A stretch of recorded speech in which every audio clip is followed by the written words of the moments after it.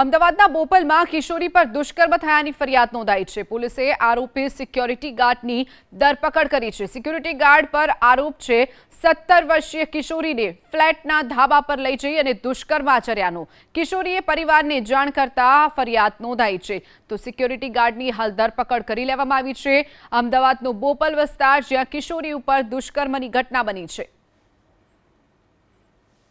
એજ ફ્લેટની સ્કીમમાં security guard તરીકે ફરજ બજાવતા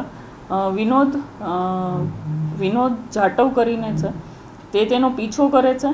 તેનો પીછો કરીને આ જે દીકરી છે તે લિફ્ટમાં જાય છે ત્યારે તેની લિફ્ટમાં સાથે ચડી જાય છે અને જે દીકરી છે તેને લિફ્ટમાંથી બહાર નીકળવું હોય છે ત્યારે જોર જબરદસ્તીથી તેને લિફ્ટમાંથી બહાર નથી નીકળવા દેતા અને એ જે ફ્લેટની સ્કીમ છે તેના ધાબું આવેલું છે ત્યાં બંધ દરવાજો છે તેની પાસે લઈ જઈને તેનો હાથ બાંધીને તેના પર દુષ્કર્મ આચરે છે।